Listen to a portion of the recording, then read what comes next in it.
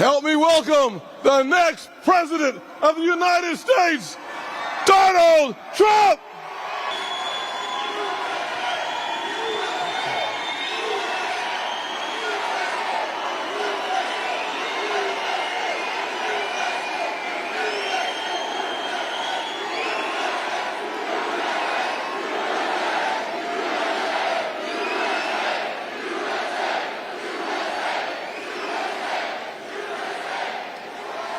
Well, thank you very much, South Carolina, and happy Valentine's Day, everybody.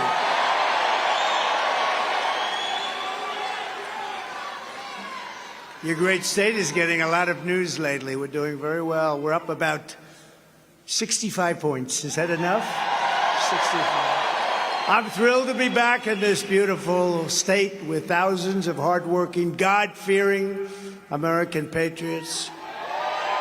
And thanks to proud citizens like you, last month we won Iowa by the largest margin in GOP history. That's a long time. And then we won New Hampshire with more votes, listen to this one, than any candidate has ever gotten in either party. Other than that, we didn't do very well there, right? We got more votes than any candidate. Think of that.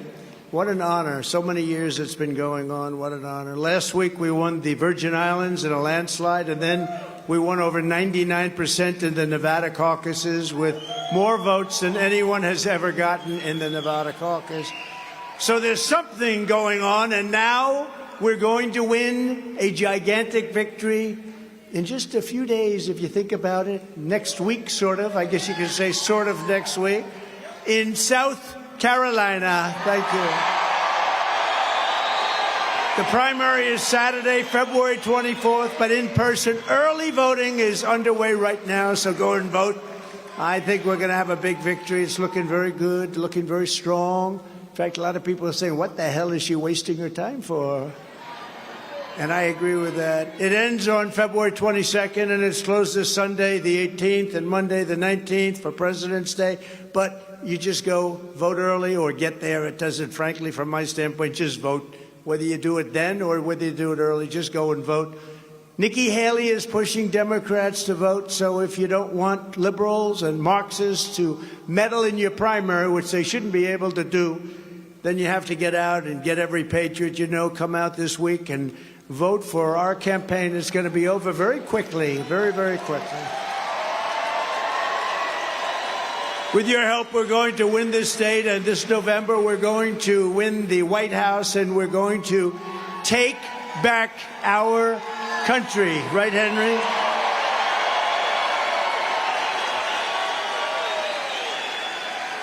One of the most important issues in this race is which candidate can rescue the American economy and save the American dream. You don't hear about the American dream for quite a while. It's the American nightmare right now. Under the Trump administration, you were far better off. Your family was better off. Your neighbors were better off. Your communities were better off. And our country was a lot better off than it is today. Today, our country is going to hell. It's going to hell. Nobody's ever seen anything like it. Millions and millions of people pouring in from places unknown. America was stronger, richer, safer, and more confident than ever when I was sitting behind that beautiful Resolute desk in the Oval Office. Together we built the greatest economy in the history of the world with record tax cuts, record regulation cuts, record energy production. We were doing a lot of records, and rising wages for Americans of every race, religion, color, and creed. That's why Hispanic Americans, African Americans, Asian Americans, women, men, young students with a brilliant education, young students with no diploma, no education to speak of. Every single group was doing better. There wasn't a group that was not doing as well. But then crooked Joe Biden came in and began waging an all-out economic war on our great middle class. That's what's happened, by the way. That's what's happened. Let's compare the smoldering records of Bidenomics. How about that name, Bidenomics? With the incredible success we had just 3 years ago under President Trump on Maganomics. You ever hear that term? I just heard it. I just heard it. And I like it. I said, let's use it every once in a while. Let's use it in South Carolina. Under Biden, we've had a 3-year inflation rate of over 30%, and inflation was higher than expected. Yet again, you see, they just announced the numbers 2 days ago. It's back. 60% of Americans are now struggling to pay for their groceries. You didn't have that. And as Crooked Joe himself foolishly pointed out on Sunday, it's not just that prices are getting higher, it's that packages are getting smaller. Thank you for telling that, Crooked Joe. Worst president in the history of our country, by far. In fact, Jimmy Carter is a very happy man because his administration is brilliant by comparison. Under my leadership, you had virtually no inflation, and there was no such thing as Joe Biden's shrinkflation. You ever hear that one? Shrink. That's his new name he comes up with. Under Crooked Joe, energy prices have reached the highest in history, and gas prices have reached $5, $6, and even $7 a gallon. And now it seems like they're going up again. They're doing everything they can. They'll use anybody, send it around. They want to do anything they can. But after the election, they can't. We can't let them win. We're not going to have a country. But after the election, if a tragedy happened, like happened 3 years ago, that was a tragedy, what happened. That was a tragedy. Look what's happened to our country. Our country's gone to hell. But if a tragedy happened, you'd see prices, energy prices go up double and triple.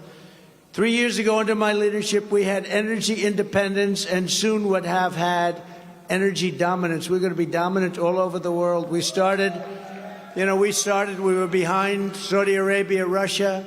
Within the first year, we were way beyond them in terms, we have more liquid gold under our feet, just think of it, than any other nation. And we don't want to use it. They want to go all electric cars. Isn't that a great idea? They don't go far. They don't go far. I had gas, think of the gasoline, gas prices, and we had some times where it was below this number, $1.87 per gallon. Think of that. Doesn't that sound good? You could buy those big, beautiful trucks. Now you say, let's get a little one. Thanks to Bidenomics, a 30-year mortgage rate has hit a 22-year high, the highest in over 22 years. Average mortgage payments now a brutal $3,322 a month. When I was president, the average monthly mortgage payment was $1,700 a month, nearly 50% less than what you're doing right now. You had a savings with me of $19,000 a year. That's a lot. And this is an affordability crisis. Remember, under Crooked Joe Biden, credit card debt is the highest in history. Never been higher. That's a tragic number. Over $1 trillion for the first time ever. It's never been even close to that. 62% of Americans now report living paycheck to paycheck. Under President Trump, Americans liberated themselves from debt by paying off roughly $150 billion from their credit cards, the only major decline in decades, the first time in decades that it was happening. And while Crooked Joe likes to brag about the stock market, the truth is his record is horrendous when you correct for inflation, which is an amazing number after adjusting for all that has taken place over the last couple of years. But think of it, with all of the inflation and everything else, the stock market is up just 8% total for the entire period. By contrast, under my leadership, the stock market was up by an astounding 62%, with inflation almost at zero, 62%. In short, Crooked Joe Biden did our economy exactly what he did to our border. He's done it to our economy and our border. Have you ever seen anything? Look, forget about speeches. Have you ever seen anything where millions of people are allowed to pour in? Millions and millions? He inherited an amazing success from me. He wrecked it almost immediately, turned it into something resembling much worse, actually, not resembling, much worse than a third world nation, a banana republic. There's never been a border in the history of the world that's looked anything like this tragedy. It's a tragedy. And he can shut it down. All he has to do is say, close the border. We got to get our country straightened out. And he doesn't. He wants to have some phony legislation passed, which actually makes it worse. But with your vote, we're going to save our economy and we're going to bring our country back from hell. That's where it's been. That's where it's been. The next Trump economic boom will begin on November 5th, 2024, right?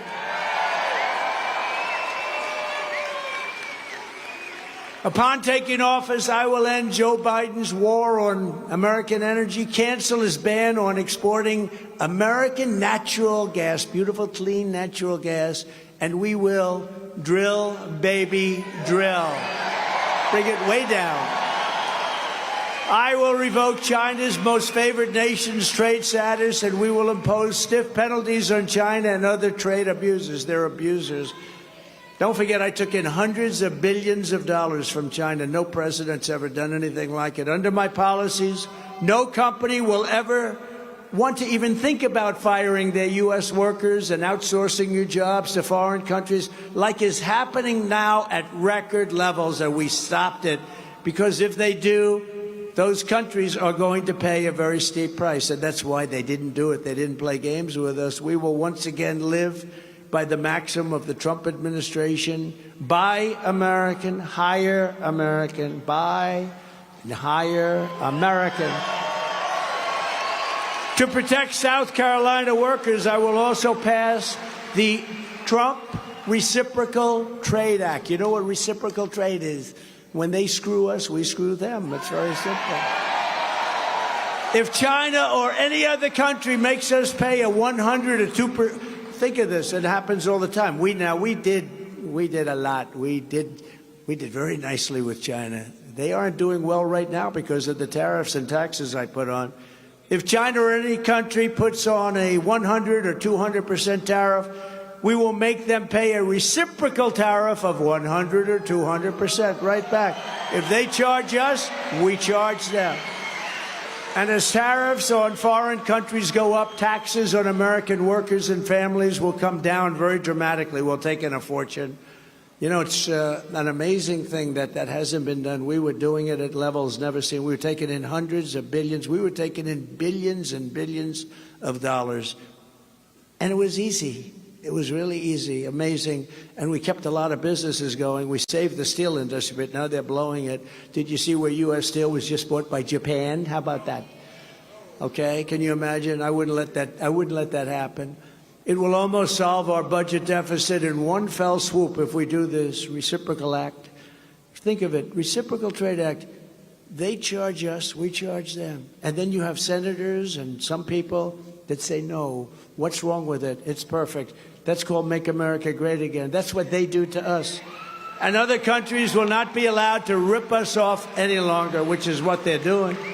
The only ones who hate it are the globalists, because basically they hate America. In a certain way, they actually hate our country.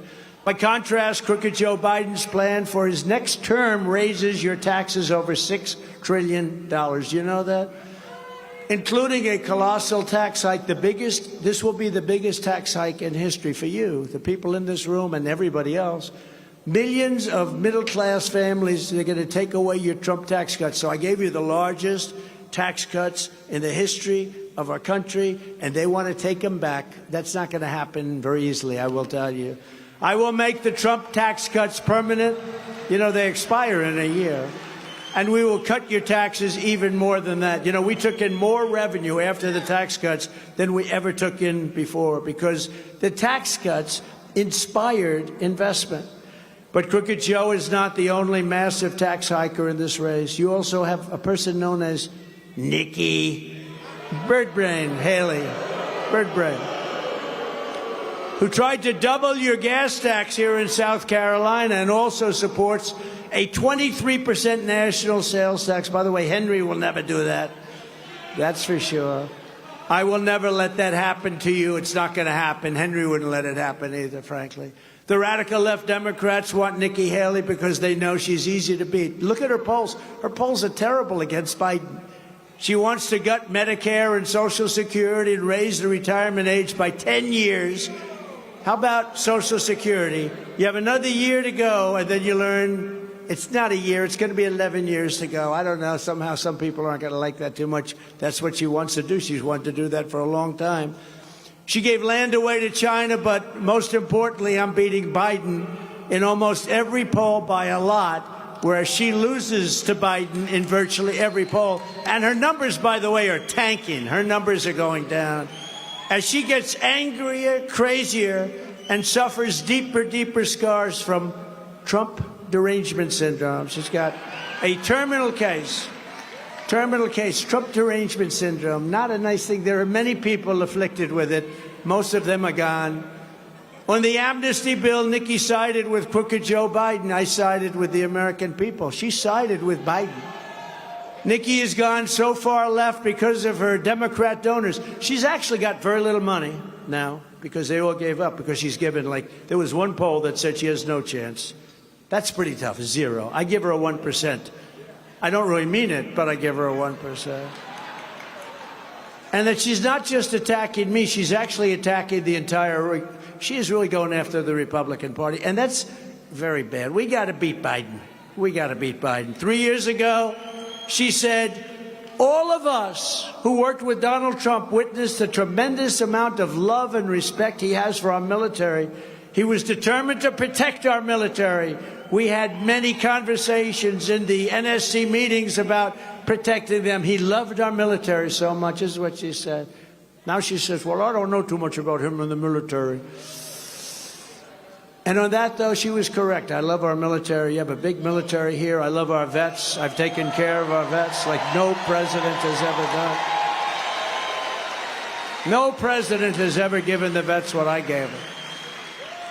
I gave her the job at the United Nations, 90% for one reason, because I wanted to make Henry McMaster the governor of the great state of South Carolina. And he's done a great job. Thank you. Thank you very much. And Peggy, thank you for being here. Thank you, Henry. Nikki is also political best friends with a guy named Mitt Romney. Has anyone ever heard of him? That's not a good thing. Who has run, really, I mean, he's been run out of office, essentially. Remember, he was with the mask running down Pennsylvania Avenue with Antifa. I said, this guy's not good. No, he didn't run because he couldn't have had my support. And in Utah, he couldn't have won the race. He could not have won. So he didn't leave very easily, but he left. He's gone. He's gone. Unless he changes his mind, maybe he will. I hope he does. Then he goes down in defeat. And she seriously thought about supporting a gentleman named as Barack Hussein Obama. Well, it's right on the tape. I don't know if they're going to put up that tape, but it's right on that tape. Barack Hussein Obama, she wanted to support him, and she decided to go with Romney instead. That's all we have to know about her. It's don't want to waste a lot of time on her because we have much more important subjects, so we'll get to it. But it's no wonder Joe Biden and his thugs are so and they are desperate. They are desperate. Do you see this guy on television today? I mean, he's like a crazed lunatic. Round eyes. The eyes are all round as hell. But I know he didn't have any plastic surgery. I know. The eyes are round. Foreign leaders look at him and they say, you got to be kidding. They only know that we are the only, and they know this, that we are the only ones who are going to stop the Democrats. We're going to stop. They're going to destroy our country. That's why they're weaponizing law enforcement for high-level election interference. That's what they've done. It's all election interference. They love to talk about disinformation and democracy. It's all disinformation. They're great at cheating on elections, and they're great at misinformation, disinformation. Similar, not the same thing, but both. Because they're the ones who are weaponizing the DOJ and the FBI, our election systems, and attacking free speech. And they're also going into the states, and they're getting the district attorneys, and they're getting the... These people are really bad for our democracy. He is a threat to our democracy for numerous reasons. Number one is he's grossly incompetent. That's number one. Number two, they're weaponizing law enforcement against their political opponent. In the case of me, it's me who's the political opponent. And because we're leading him by so much, it doesn't make it any easier, probably for him or for us, but we're leading by so much, partially because the people of our country get it.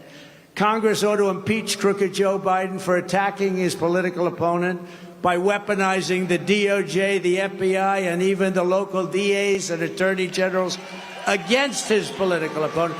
They ought to impeach him, because that is the most undemocratic thing that you can do. This happens in certain countries, but never happened in our country. All of this persecution is only going on because I'm running for president and leading big in the polls, beating Nikki by 36 points in the latest South Carolina poll, and beating Biden by 15 points in the latest morning console poll. Remember, I always used to talk about polls, right? Always, because to me it's very important. Only I would talk about them if they were good. If they're bad, I didn't bother with them. But they're good. These are the best polls we've ever had. I actually think their weaponization of DOJ, FBI, I actually think that's driven our numbers way up because people don't like it. They're not going to stand for it. In the latest morning console poll, we're at 80% in the Republican primary. We're dominating everybody. And then when you go over to the Democrats, Crooked Joe in the general election, we're leading by landslide margins, and they're very worried about it. I don't know. Personally, I don't think he makes it to the starting gate. I hate when they compare him to me. He's old, he's broken, he's incompetent. But let's also talk about Trump. You know, I stand up here, I make these speeches all the time. All the time. We have the biggest crowds in history. In history. If I didn't have it, you'd know before anybody. Front Row Joes would know. Our great people from North Carolina. Over here, we have like 35 women. They follow me, North Carolina. They follow me all over the country. They're beautiful. They're great. I don't know what the hell their husbands are saying. This is, I think, their 117th stop. But Front Row Joes, you may even top it, right? These are serious. How many stops?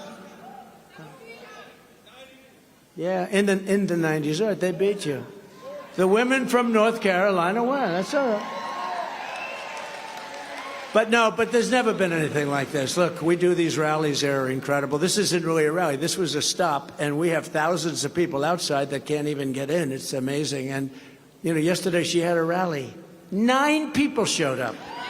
9 people. She's finished. In fact, our lead against Biden is now 6 points, 7 points, 9 points, 11 points, and even one at 15 points. And the betting markets all over the world, the betting markets have us beating Biden by 21 points. We have to do that. And by the way, she's getting clobbered. She's getting clobbered by the Democrats, even though she probably is one. I think she probably is. They're putting up her money.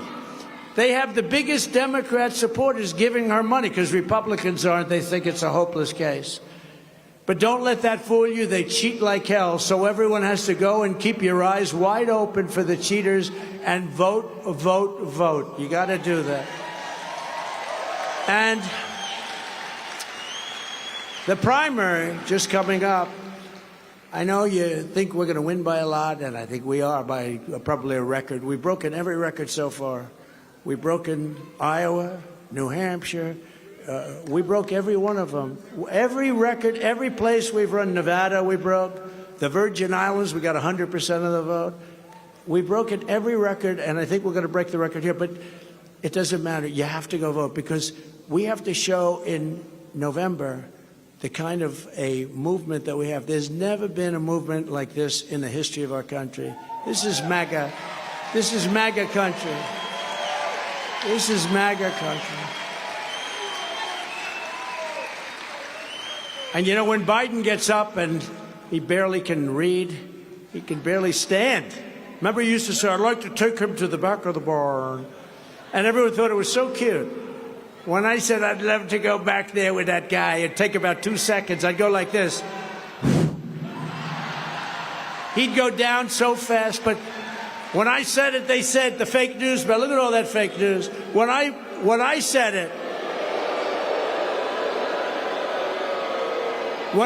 it, they said he's a fascist, he's a fascist. When he said, oh, isn't that nice? When I said it, they said he's a fascist. No, I'm not a fascist. They also said, years ago, remember Hillary Clinton? I don't call her crooked anymore. I use that term for Joe. We don't need to. We don't care about her so much. To me, she's beautiful, Hillary. She's a very beautiful woman. But when I was talking and speaking and all the things that we do so beautifully, so not, you know, it's very interesting.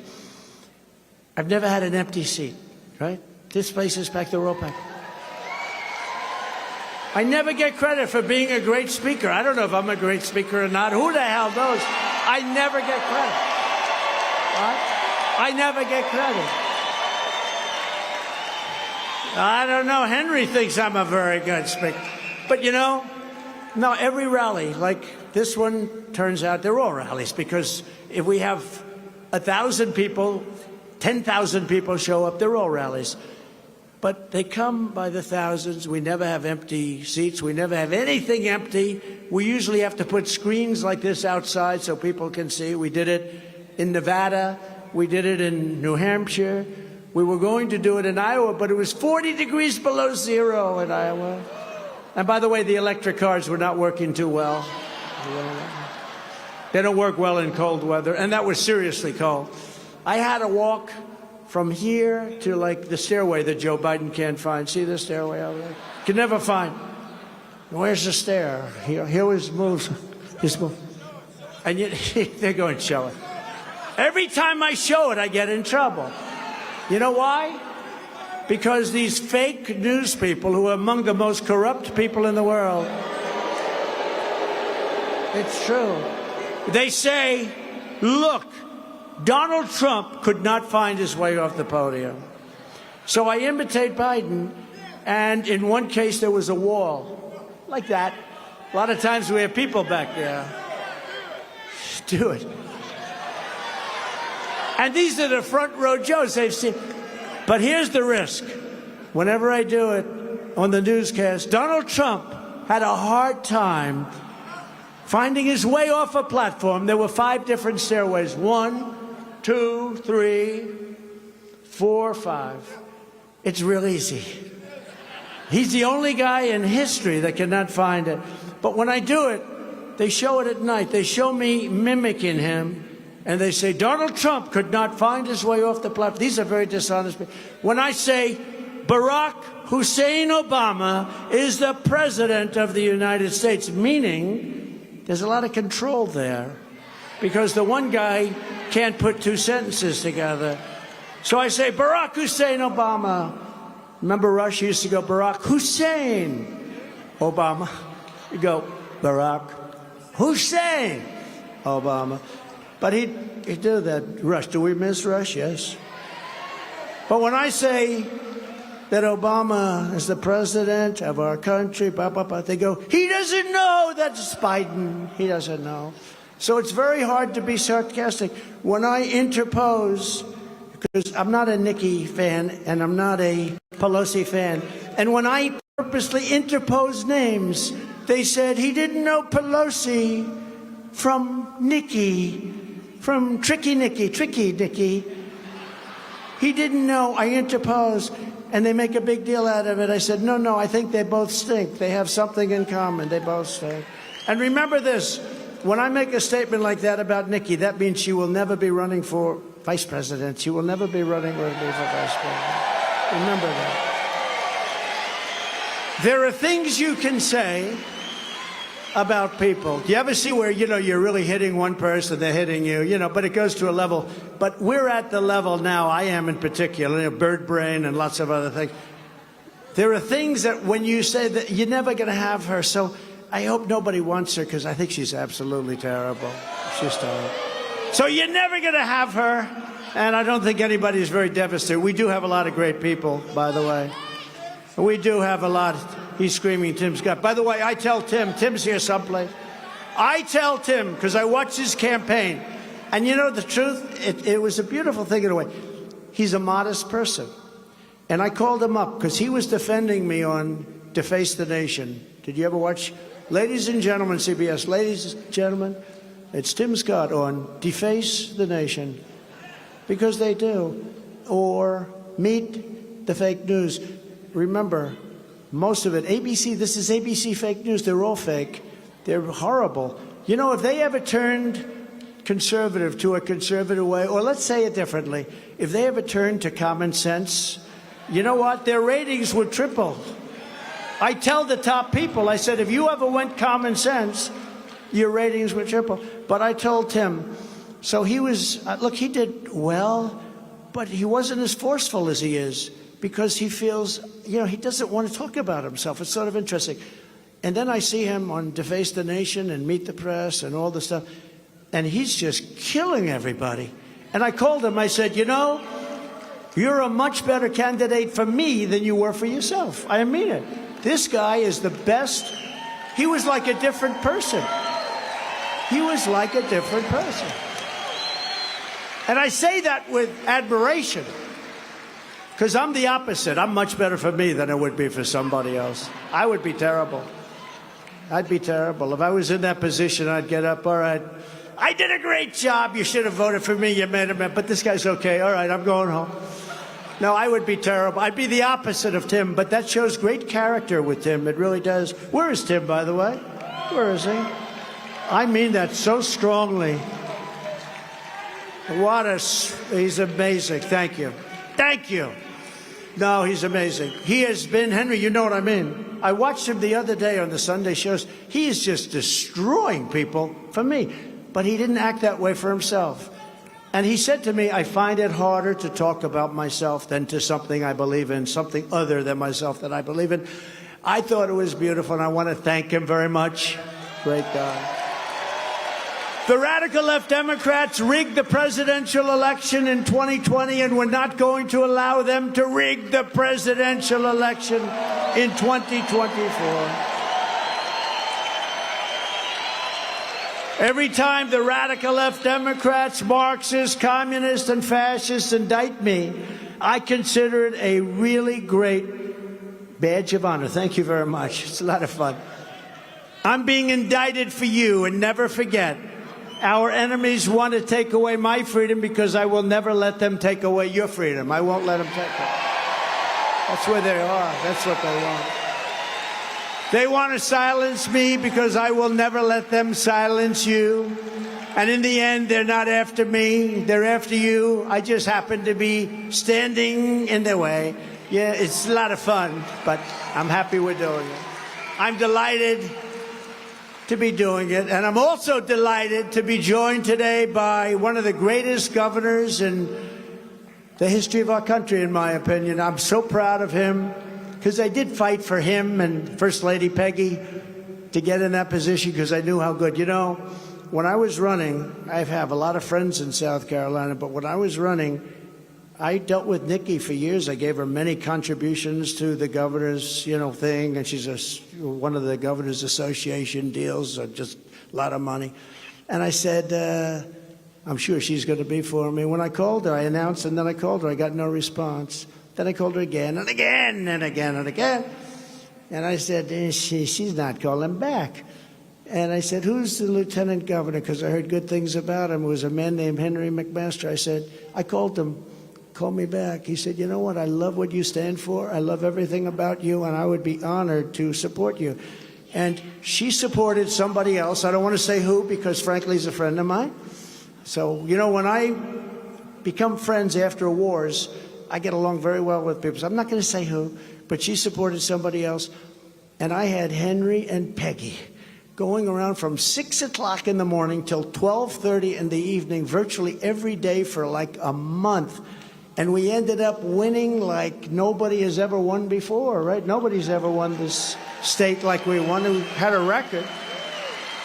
But we're more popular today, Henry, than we were then. But Henry, 7 years ago, Henry and Peggy were unbelievable. And I didn't know him too well. I said, boy, that guy's doing a job. I was saying, who are the hardest workers? Well, probably the lieutenant governor. Anyway, in the end, we crushed her. She was like nothing. We crushed her. And I said, this is the most incredible thing. This man, I was telling this at the victory speech. I said, I would much rather have the lieutenant governor on my side than the governor because he's far more effective. And that's what happened. You have one of the greatest governors in the history of the state, one of the greatest governors in our country. Henry McMaster and Peggy, our First Lady. We love you, Peggy. Thank you very much, hon. Thank you very much. We're very proud of you. Very proud of you. And then we just talked about him, Senator Tim Scott. Thank you very much, Tim. Thank you. Thank you very much. Thank you. Great job. Congresswoman Nancy Mace. We've come a long way. We've come a long way. Thank you very much, Nancy. I appreciate it. Treasurer Curtis Loftus. Curtis, he's here. I just saw him. Thank you. And a young gentleman who's got a big future, who's got a great father. Oh, I loved when he spoke up in Congress. I'm sure you all forget. Oh, that was a beautiful thing. It made him very popular. Nobody knew it at the time, but it was something very special, actually. South Carolina Attorney General Alan Wilson. Say hello to Joe. Alan, say hello to Joe. Thank you very much. Thank you. South Carolina Secretary of State, a really good guy, a supporter for a long time, Mark Hammond. Thank you, Mark. Great job. A man who's been incredible as a friend, but incredible as an ambassador, Ed McMullen. You did a great job, Ed.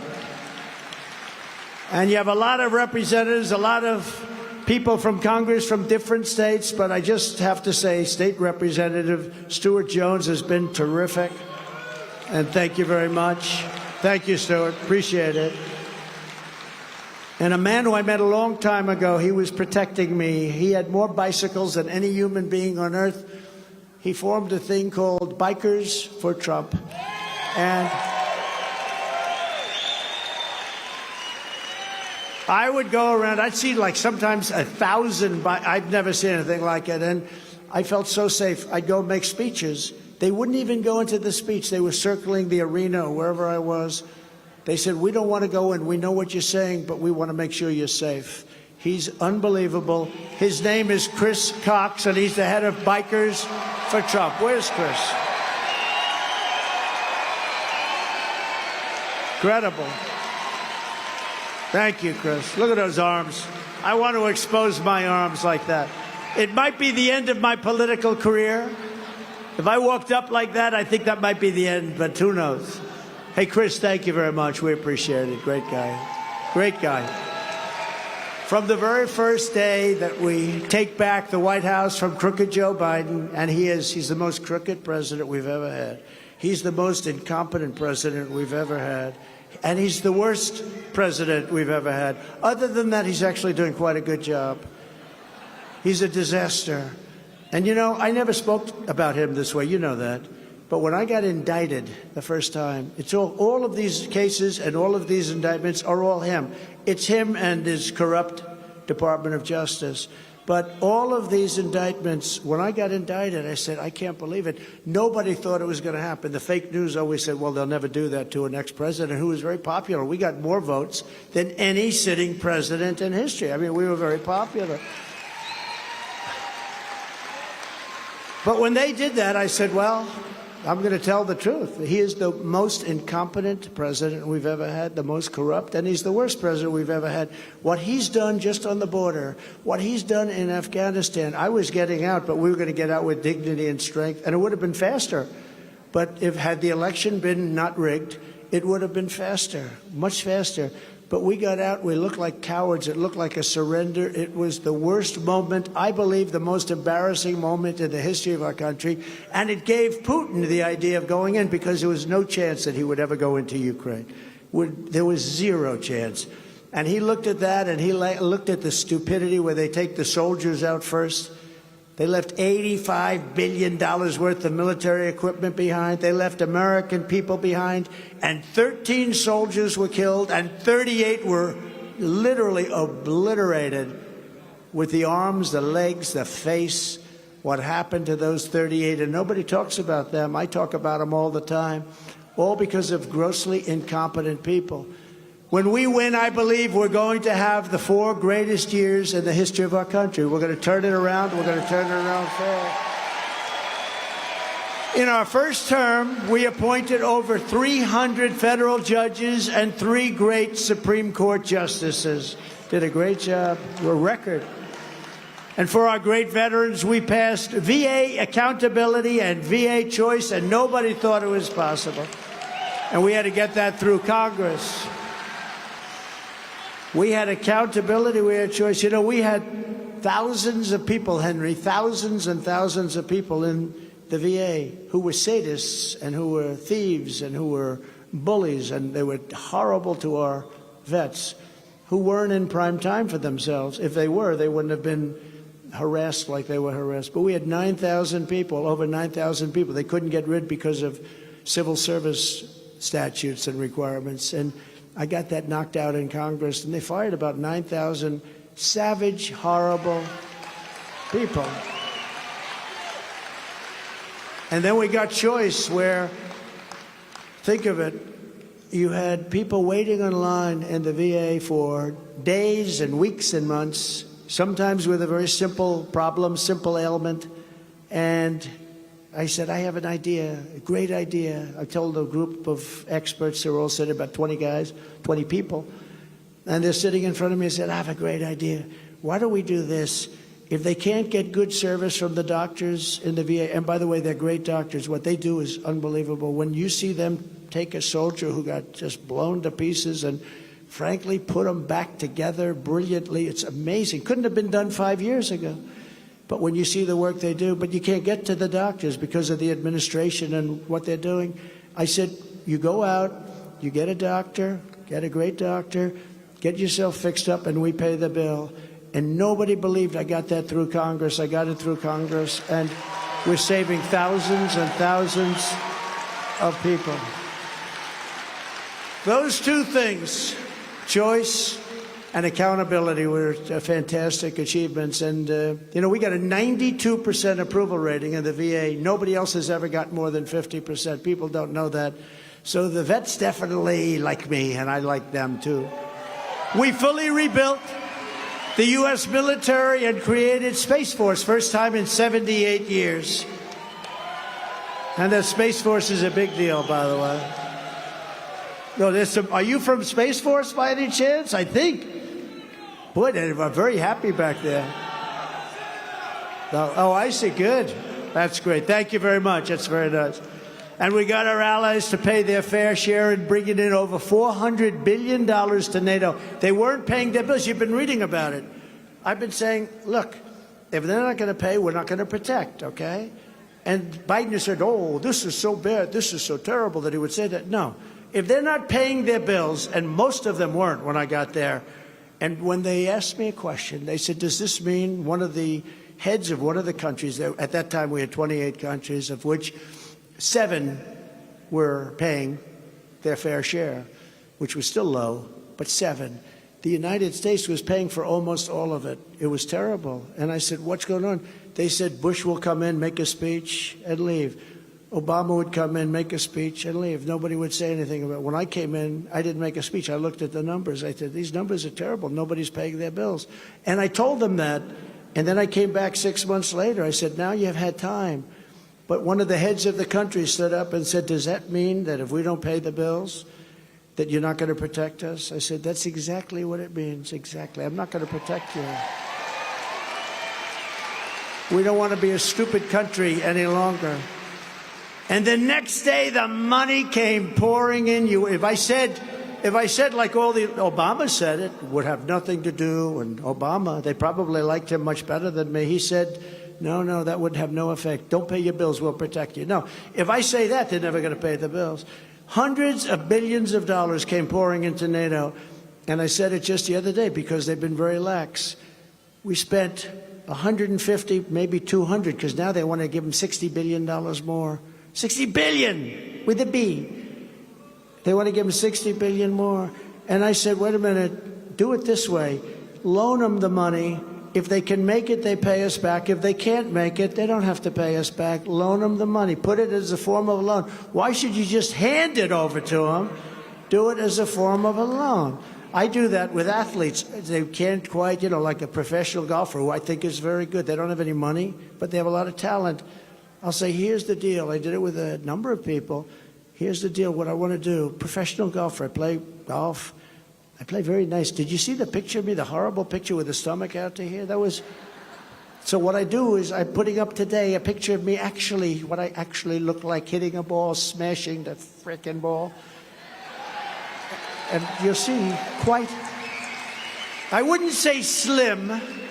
I wouldn't say slim, but not bad. But the ball does go far. I would say it goes about 9 times further than Biden can hit it, 9 times. He said he's a 6 handicap. That may be his biggest lie. Do you ever notice? Pilots come in and he said he flew planes. Truckers came in, he says he flew. Military come in, he says I was in the military. They're all lies. His biggest lie is that he's a 6.2 handicap. I've seen him swing. He's like this. That's not. I know a lot about golf. That's not a 6.2. And it wasn't a 6.2 30 years ago.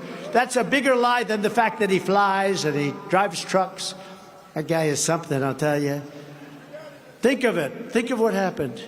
They just came out with a report. They said he's not competent enough to defend himself in court, but he's competent enough to be president of the United States. How does that work? How does that work? But me, I got to go through a trial, and I had a thing called the Presidential Records Act. I did absolutely nothing wrong. But I don't know. I wouldn't have liked that verdict. You can not defend yourself in court because you're grossly incompetent. You don't memorize. You don't have any memory. You're a disaster. But you can be president of the United States. I don't want a president that's not allowed to go in and at least talk and defend himself. So they're protecting him. They're actually protecting him, but they're not protecting our country. Our country's in big trouble. But we still have a lot to do. We're going to do things that you can't even believe. We're going to do it fast, too. Under Biden, 19 out of 30 other NATO members do not even pay the bare minimum of 2%. Think of that, of GDP. You're supposed to pay 2% of GDP, which is a very low number. I thought it should go up to 4%. Meanwhile, we're sending colossal amounts of our own weaponry and ammunition to Ukraine and money, including over 760 tanks, fighting vehicles, and armored personnel carriers, 35,000 grenade launchers and small arms, and over 100,000 anti-armor missile systems. Do you remember a year ago when Biden made the statements that we have no ammunition? This stupid guy. He's saying, even if it's true, you don't say it. You don't say it. He said, remember, he was at a news conference. I thought it was one of the classics. We have no ammunition because we've sent it all to different countries, in particular Ukraine. How do you say that? When I rebuilt the military, every warehouse was stocked. We had so much ammunition, we didn't have enough warehouses. We had the opposite problem. But he said, we have no ammunition. And I said, even if it was true, you just don't say that. Don't bring it up. That's a subject you don't want to, and you go get the ammunition fast. But what's happened to our military with the wokeness and everything else is a disgrace. It's only woke at the top, by the way. Our don't forget, I took out ISIS, and I took them out fast. And then we didn't go into wars. First time in 72 years, I took out ISIS, got rid of the worst savages in history. I got them out. I knocked them out. We knocked them out fast, too. They said it was going to take 4 years. It took me 3 months, less than 3 months. Our military is great. General Raisin Kane, our military is great. And our military is being dangerously drained and depleted while our own border remains wide open. So we're all over the place, everywhere but where we should be. We have to be on our border. And I built, in fact, it was today, they finally put it up. I built 571 miles of wall. That's a lot. That's much more than I said I was going to build. I then bought another 200 miles that would have taken approximately 3 weeks. It was all set to install. And we had the rigged election, and the other side took over, and they sold that 200 miles of stuff for like 5 cents on the think of it, 5 cents on the dollar. They sold it. They sold this unbelievable, that was exactly what Border Patrol, I didn't want that particular wall. I wanted to use concrete plank going 40 feet up in the air, would have been fine, but they said no good. Concrete's not strong. They needed a hardened steel, then they needed concrete inside, they needed rebar. It's very complicated stuff, but they needed the panel. It's called an anti-climb panel. I said, I don't like the way it looks. They say, the difference is they can climb over it without it. With it, you can't climb. We had Mount Everest climbers, and we had a lot of drug dealers, frankly. We said, give us your best climbers. And they couldn't get over the panel. We built I think it was 571 miles of wall. We had another 200 miles to go. Would have been up in 3 weeks. And these guys said, we don't want to do that. We want to have open borders. And I never believed they did, because who the hell wants open borders? Who would want it? Who would want it? And they come in by the millions, and they're coming from jails and prisons. There's a slight difference, if you know that. And they're coming from mental institutions and insane asylums. There was a man in the paper not so long ago, I guess a psychiatrist who worked in one of the mental institutions in South America, and he was sitting reading a newspaper. They were interviewing him. He said, I've never had time to read a newspaper. It's a luxury because I work 29 hours a day. He was saying more than, I better check that because, when I say 29, meaning they worked more than 24. But if I say 29 without a perfect, meaning more than 24 to you fake news people. They work 29 hours a day. They'll say, he thought that a day has 29 hours in it. Oh, they are so bad. They're a big part of the problem of our country, by the way, I got to say. A big part. The fake news. But he said, I work 29 hours a day. I work all the time. That's all I ever did. But now I don't have to work very much because almost everybody in this a mental institution, almost everybody in our institution, you could see he loved it, actually, loved what he did. But he said, I have nothing to do because they've all been brought to America. They've all been brought to the United States. These are mental patients. These are some very sick people, too, very, very sick, dangerous people. And he was complaining. He was not complaining. I mean, I think he understood it. But he said they won't be given the care that we gave him. He was a little, torn, to be honest. But he said they're very dangerous people.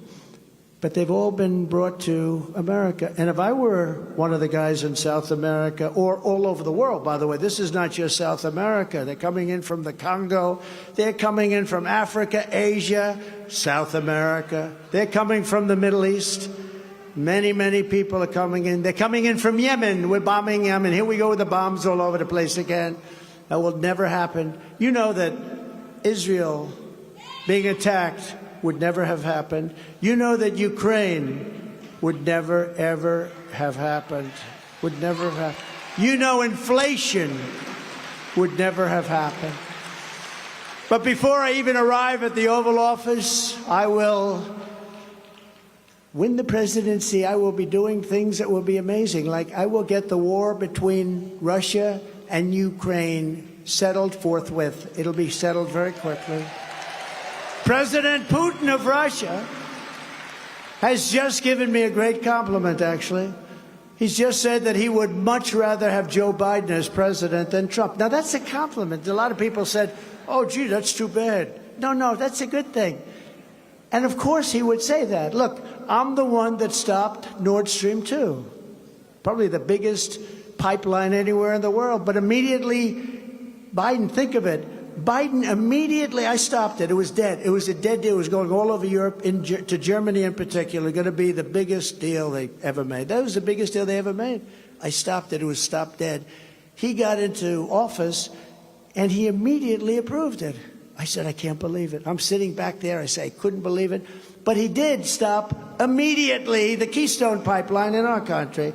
So he approved the pipeline for Russia in Europe, where they're sucking all of the money out of Europe. Think of it. We're defending Germany and all these countries. They're not paying their bills. Germany's paying just a minor fraction of what they're spending. And yet they're buying oil and gas in billions and billions of dollars a month. They're buying oil and gas from Russia. So they're paying Russia a lot of money. We're there defending them. And the whole thing is screwed up. But I stopped Nord Stream 2, and he approved it right after I left. So Putin is not a fan of mine, actually. You remember when they used to say, oh, Trump, you know, they had a body language person on CNN Fake News, and they had me and Putin together. And they said to the expert, well, who's the dominant force?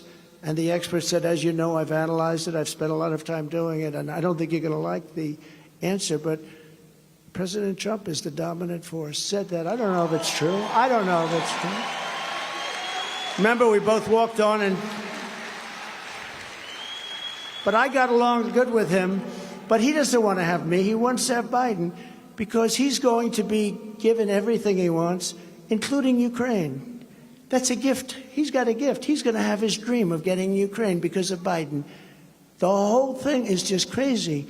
Biden has given him the only president in the last 5 that hasn't given Russia anything is a president known as Donald J. Trump. You know that. I don't have to go over the list.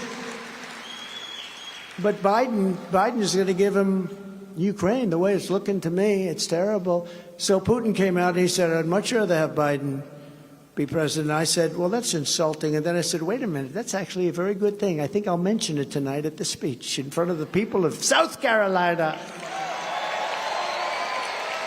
The war, that's a war, and it's, you know, I think everyone agrees. A lot of Democrats agree. They say, well, I agree that that would never happen, but that's a war that never would have happened if I was president. Under the Trump administration, we will return to peace through strength. Remember when Hillary Clinton, during the debate, remember those debates? Oh, they were great debates. Only Rosie O'Donnell, remember that is? That brought the House down. They were great debates. But you remember she said, he'll start a war. He's a very militaristic person. He's going to start a war. Look at him. He's going to... I said, no, my personality is going to keep us out of war. That's what happened. Our personality kept us out. Again, the first, and I think they said 72 years it didn't start a war, other than we got rid of ISIS. We knocked the hell out of them. 3 years ago, we had the most secure border in U.S. history. We ended catch and release. We built 571 miles of border wall. We got Mexico to send 28,000 soldiers to our border free of charge. You think that was easy? I said to Mexico, we need 28,000 soldiers. They laughed at me. I said, don't laugh. You're going to give them to me because you couldn't get the money for the wall. So I had to do something, right? I have to keep my pledge. You're not allowed to do. There's no legal mechanism where they pay for a wall that we have on our territory. So I said, that's okay. We'll think of something else. We want 28,000 soldiers. So they laughed. No, no, no, we will not do that. I said, yes, you 100%. No, no, no. Then, and the president, who I like a lot, actually, I like him. He's a socialist, but I like him, nevertheless. And he said, no, we can't do this. I said, send your representative. I don't want to really negotiate with you. It's disrespectful. Send your representative. So they sent this very handsome guy, comes into Washington. I was with a woman from the State Department. I asked Tom Homan and Brandon Judd. They're great. I said, give us a top 10 list of things that you want. I'll get every one of them. They said, you'll never get them. We've been trying to get them for years. I said, just give me a list. I'll get every one of them. I guarantee you that. So this guy comes in, very handsome guy, beautiful suit. In fact, I was going to ask him, who's your tailor? I like it very much. And I said to him, we need 28,000 soldiers. We need remain in Mexico. We need catch and release in Mexico, not in the United States. We call it catch and release Mexico version, not catch and release U.S. version, where they drop them. A criminal, what have you done? Murder. Okay, you'll come back in 7 years. We're going to give you a case. And nobody ever shows back, unless they're very stupid. The stupid ones come. You don't want them either. Nobody comes back. You know, we catch and release. We release them, and then we say, come back in 4 years, 5 years. They never come back, because obviously nobody would. Who would? We were the stupidest people on earth. But I asked for 10 things, but remain in Mexico is a big one. You couldn't come in here. You had to remain in Mexico until we decide whether or not you could come in, of which 95%, maybe more than that, couldn't come in. That was me. And Biden ended it. So I said to this handsome guy, I said, no, we need 28,000 soldiers immediately. I'm building the wall. The wall will take care of itself, but we need them especially during the wall. No, no, no, we will not do that. Yes, you will. No, you won't. We won't do it, sir. He said, no way. I said, way. You're going to do it? I said, I guarantee you you're going to do it. I guarantee you. He's looking at me like, is this guy crazy? I told him no. And I said, I guarantee you you're going to do it, because I have before me a document, and the document says, this was a Friday evening, it says on Monday morning at 7 o'clock, a tariff will be imposed on all of the cars and all of the other billions and billions of dollars worth of stuff that you send into our country. You know, they stole 32% of our automobile manufacturing business. And by the way, with the head of the auto workers, they're going to do it again with his all-electric car mandate, because those cars are all going to be built in China. Okay? What they've done to the auto workers, United Auto Workers, they're all going to vote for me, because I'm going to bring all that business back. I'm going to bring it all back, because we're going to impose tariffs on cars coming in from foreign countries, and they're going to have to build those cars in our country. So, and they're going to hire United Auto Workers and a lot of other auto workers that you have right here in your great state. But they want to take all that business away. So I said to him, you're going to do this? And he said, no. I said, here's the story. Monday morning, 7 o'clock. He said, sir, you don't mean that. I said, no, I totally mean it. I'm ready to sign it right now. I actually had the document done. Do you want me to sign it or not? He said, may I take 5 minutes and call my president? I said, absolutely. Comes back in about 2 minutes. Sir, we would be absolutely in love with giving you 28,000 soldiers, sir. We think it's a wonderful idea. We will give you remain in Mexico. We will give you all sorts of titles for the bad. You know, we have a lot of sick people, and we want to take care of people, but we don't want them infecting our people. Does that make sense to you? They have a lot of very sick people coming in. Now we have everything coming in. They gave up everything. They gave up remain in Mexico. And the other day I saw where Mexico wants $10 billion just to talk to the United States. They wouldn't be saying that to me, I can tell you right now.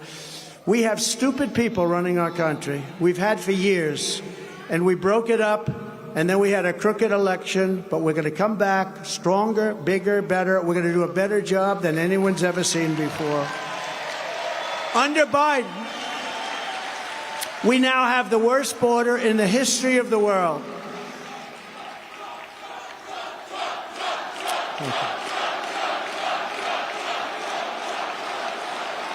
Thank you very much.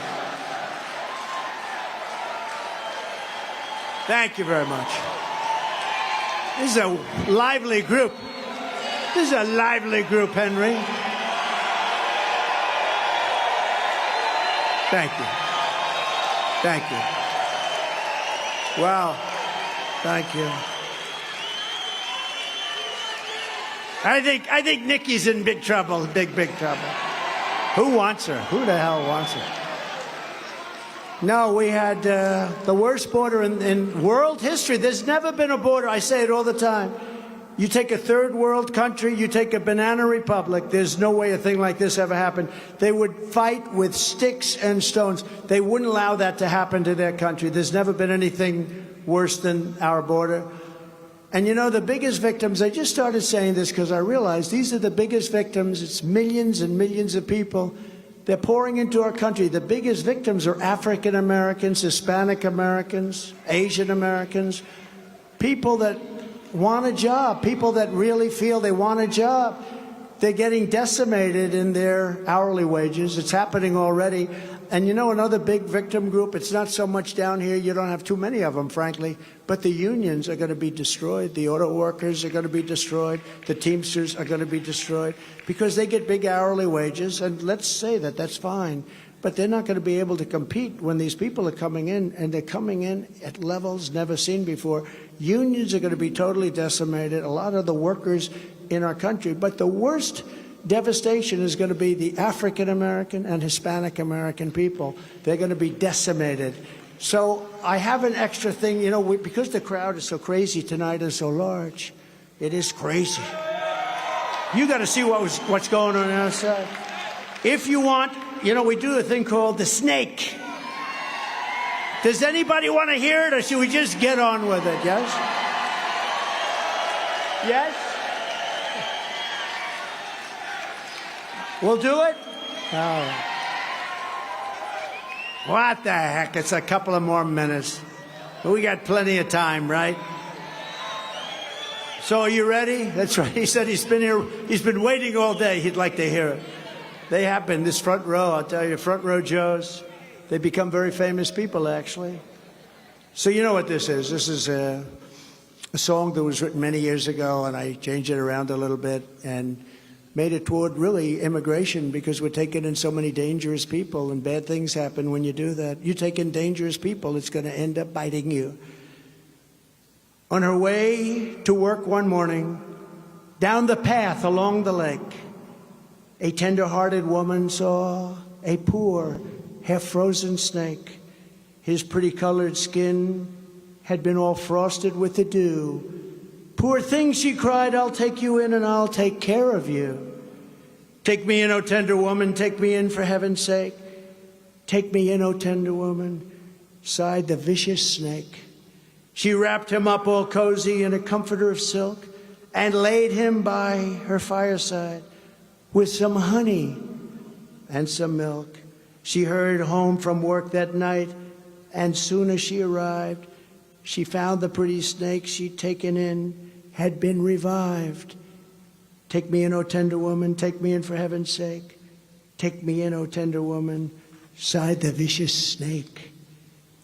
She clutched him to her bosom.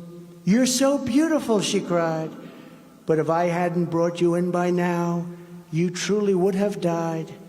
She stroked his pretty skin again and kissed and held him tight.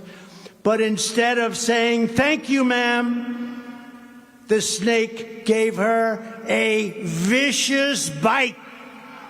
"Take me in, O tender woman, take me in for heaven's sake. Take me in, O tender woman," sighed the vicious snake. "I saved you," cried the woman, "and you've bitten me, but why? You know your bite is poisonous, and now I'm going to die." "Shut up, silly woman," said the reptile with a grin.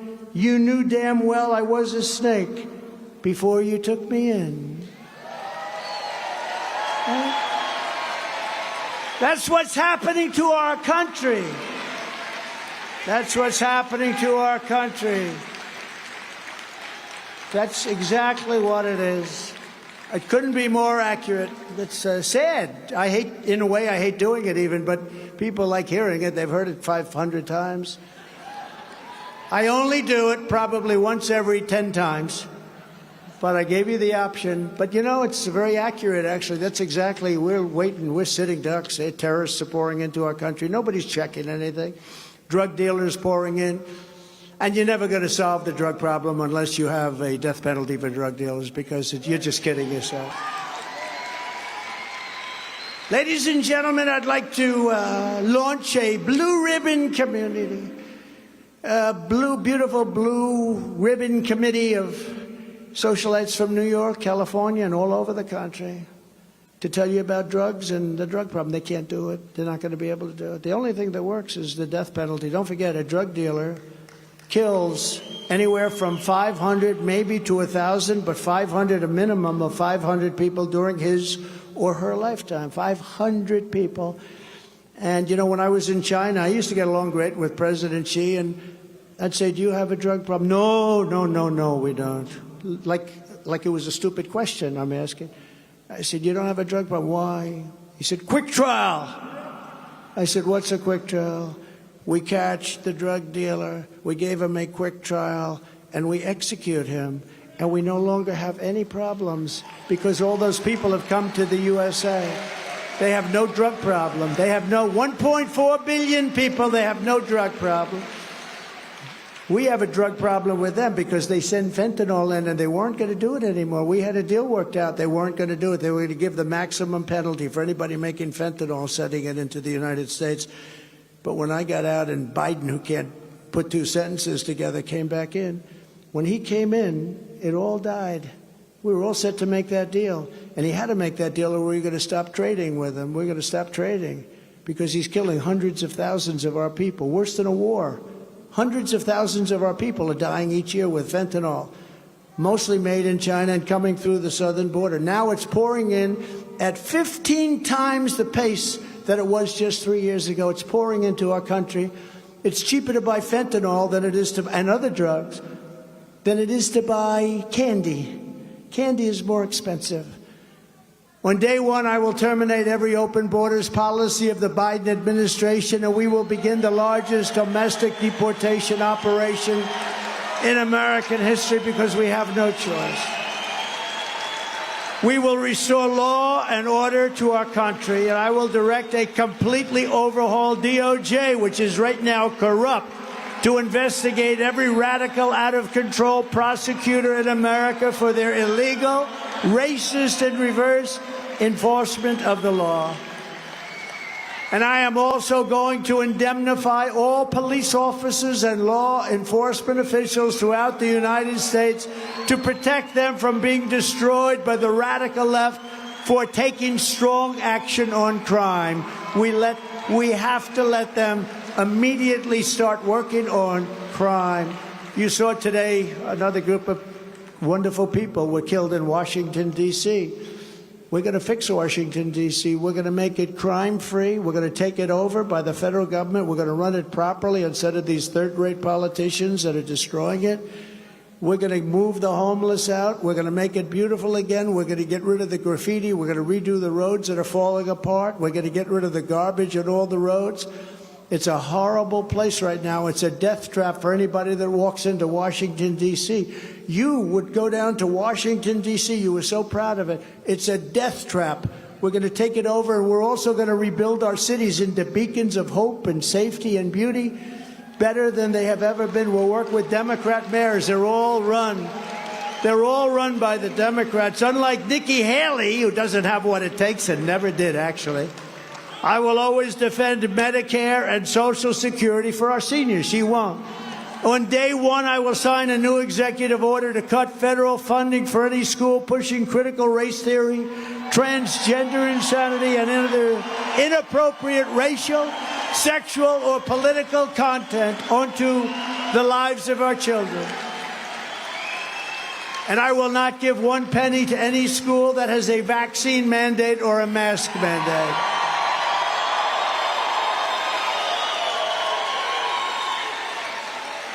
And I cannot believe I have to say this. It's embarrassing to even say it. 5 years, 10 years ago, I can't even imagine this, but I will keep men out of women's sports. Is that okay? Unbelievable. Unbelievable. And fully uphold our great Second Amendment. Nobody took care of our Second Amendment. During that 4-year period, nothing happened with our Second Amendment. We will protect innocent life, and we will restore free speech. And I will secure our elections. Our goal will be one-day voting with paper ballots and voter ID. Very simple. But until then, Republicans must win. If you took the 10 worst presidents in the history of the United States and added them up, they would not have done near the destruction to our country as Joe Biden and the Biden administration have done. There's never been anything like this happen. It's not even the same country that we knew. And believe me, they are a threat to democracy. They are a serious threat. They are the threat. They like to talk, talk, talk. You know, let's see, how do we beat Trump? Because they have nothing to run on. So they're going to run on Trump. That's okay with me, because I think we have the greatest movement in the history of our country. MAGA, MAGA, make America great again.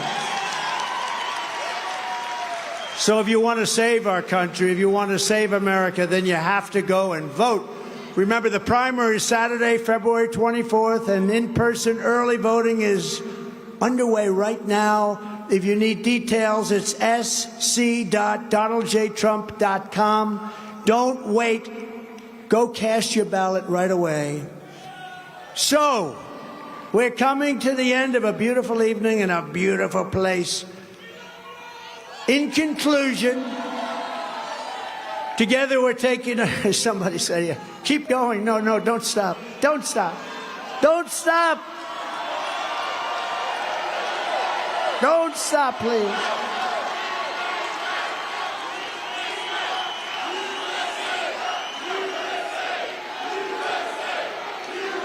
Don't stop, sir. Please keep going. Please. Thank you. Thank you. Thank you very much. Well, it shows you you're desperate to hear from somebody, because this other guy never gets up and talks. If he talks for like a minute, he goes, It's like, it's crazy. You know, a friend of mine said, I saw a poll, you're up 9. He's not a politician, he's not into politics at all. I said, how come you're only up 9? And 9 is a lot for a Republican, because they have a built-in vote. The lowest they can go is 39%. He's at 32. It's almost impossible. In other words, the lowest they can go is 39, and he's at 32. But he was saying, how come you're only up? I said, because they have different, we're not going to talk about them, because I think a lot of those people are going to vote for us, actually, so I'm not going to talk about it. But they have a built-in constituency like you wouldn't believe. We don't. We have to run the entire East Coast. We have to run the Midwest. We have to get Texas. We love Texas. You know, we're leading bird brain in Texas by a number that's never been seen before. We're at 89-7 with a few undecided. 89-7. We love Texas. But together we're taking on some of the most menacing forces and vicious opponents our people have ever seen. But no matter how hateful and corrupt the communists and criminals we're fighting against may be, you must never forget this nation does not belong to them. This nation belongs to you. This is your home, this is your heritage, and our American liberty is your God-given right. It's your God-given right. From Columbia to Clemson, from Greenville to Garden City, from Lexington to Charleston, we stand on the shoulders of South Carolina heroes who crossed the ocean, settled the continent, tamed the wilderness, laid down the railroads, raised up those great skyscrapers, won 2 world wars, defeated fascism and communism, and made America the single greatest nation in the history of the world.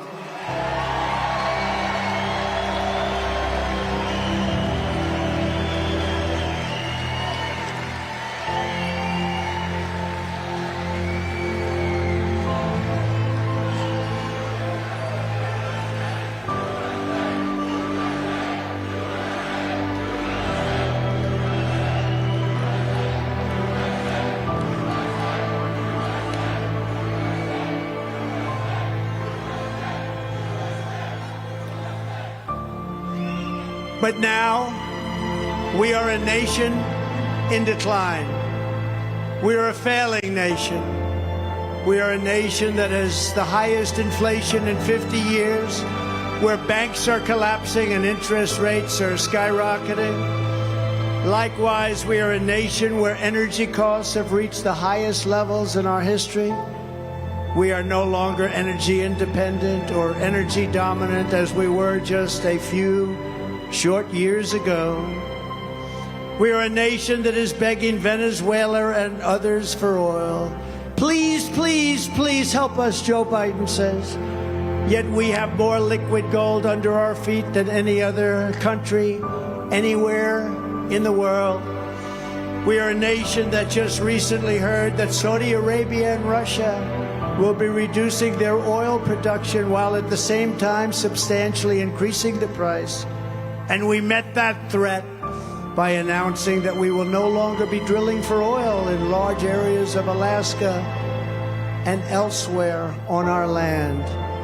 We are a nation that is consumed by the radical left's Green New Deal, yet everyone knows that the Green New scam is fake and will lead to our destruction.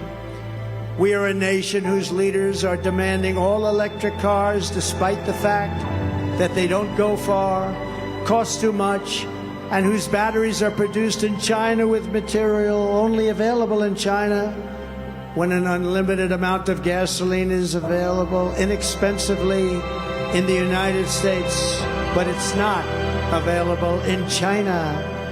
And now we are a nation that wants to make our revered and very powerful Army tanks the best anywhere in the world, all electric, so that despite the fact that they are also not able to go far, fewer pollutants will be released into the air as we blast our way through enemy territory in an environmentally friendly way.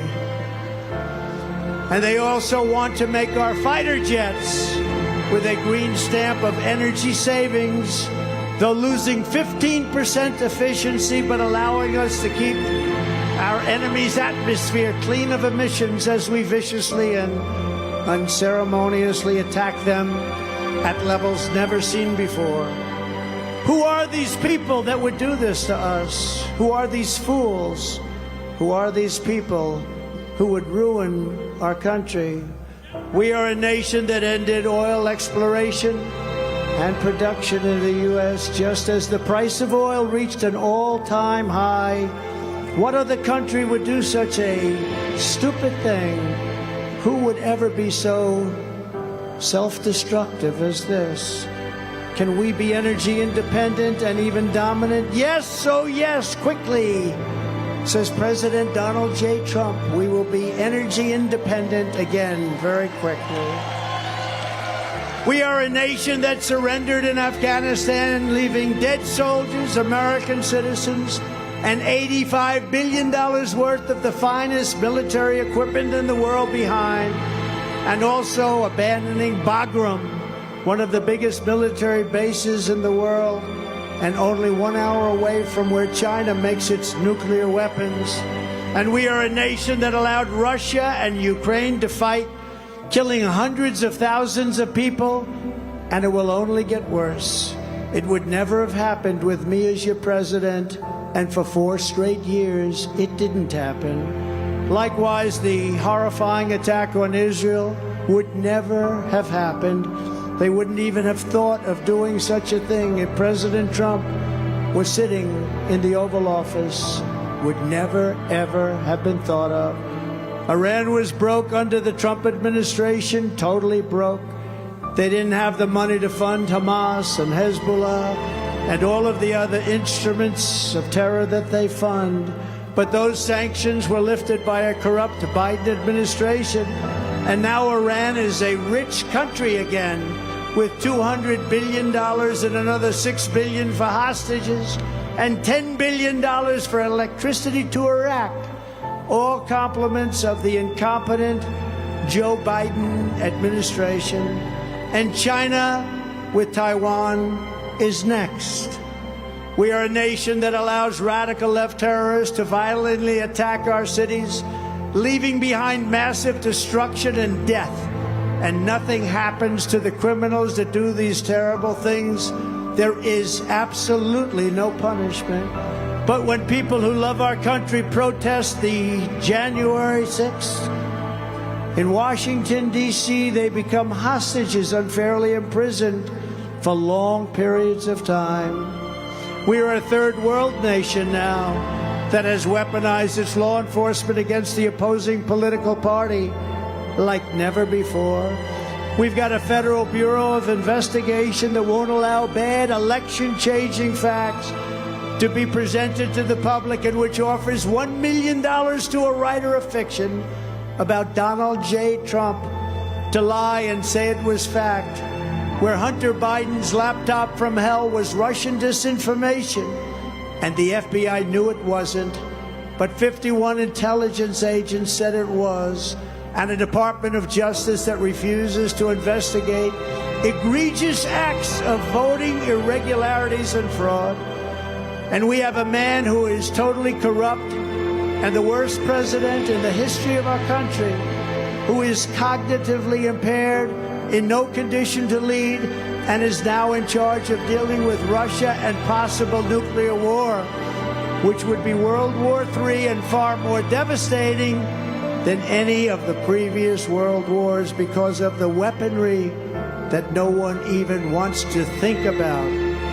We are a nation that no longer has a free and fair press. Fake news is all you get, and they are indeed the enemy of the people. They refuse to discuss the Biden crime family, but enjoy covering the false indictments of Donald J. Trump, who has done nothing wrong except win an election that wasn't supposed to be won. We are a nation where free speech is no longer allowed and where crime is rampant and out of control like never before. We are a nation that is allowing Iran to build a massive nuclear weapon and China to use the trillions and trillions of dollars it has taken from us to build a military to rival our own. And less than 3 years ago, we had Iran, China, Russia, and North Korea in check. They respected us. They were afraid of us. They weren't going to do a thing against us, and everyone knows it. Now Russia and China are holding summits to carve up the world, and perhaps most importantly, we are a nation that is no longer admired, respected, or listened to on the world stage. We are a nation that in many ways has become a joke, and we are a nation that is hostile to liberty, freedom, faith, and even God. We are a nation whose economy is collapsing into a cesspool of ruin, whose supply chain is broken, whose stores are not stocked, whose deliveries are not coming, and whose educational system is ranked at the very bottom of every single list. We are a nation that sold a once great company, United States Steel, to Japan. We are a nation whose stock market's continued success is contingent on MAGA winning the next election.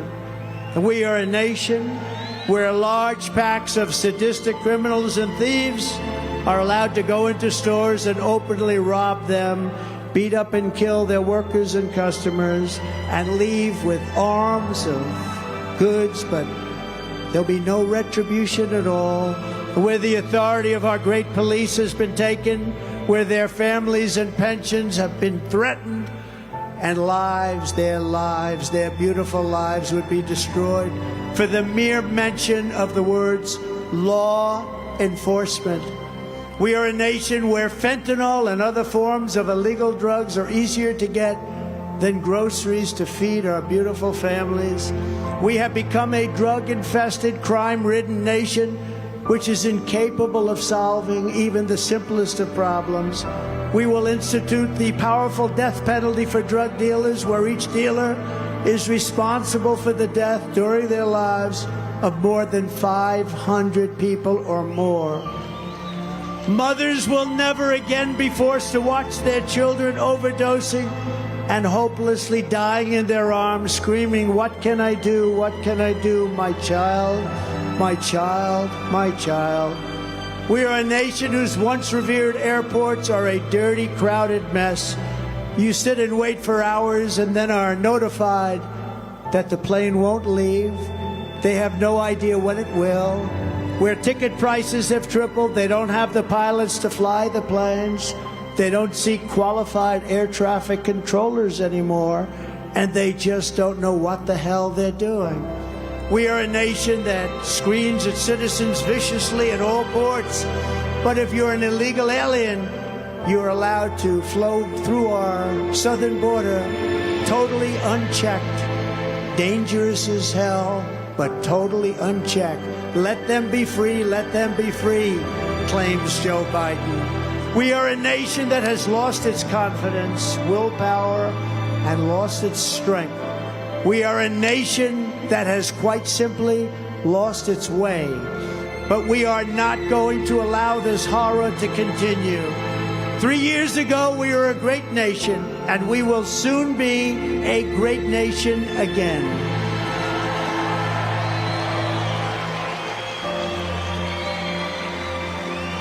It was hard-working patriots like you who built this country, and it is hard-working patriots like you who are going to save our country. We will fight for America like no one has ever fought before. 2024 is our final battle. With you at my side, we will demolish the deep state. We will expel the warmongers from our government. We will drive out the globalists. We will cast out the communists, Marxists, and fascists. and we will throw off the sick political class that hates our countries. We will rout the fake news media. We will drain the swamp, and we will liberate our country from these tyrants and villains once and for all.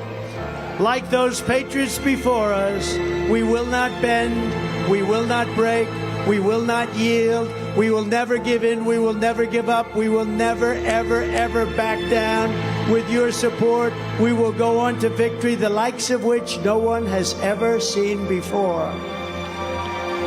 We will evict Joe Biden from the White House, and we will take back our country on Election Day 2024. Crooked Joe Biden will be gone. The great silent majority is rising like never before, and under our leadership, the forgotten man and woman will be forgotten no longer.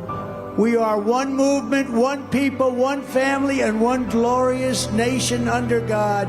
We are the greatest movement in the history of our country. We are MAGA, Make America Great Again.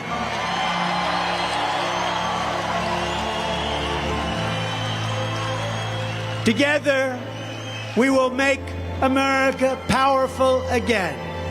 We will make America wealthy again. We will make America strong again. We will make America proud again. We will make America safe again. And we will make America great again. Thank you, South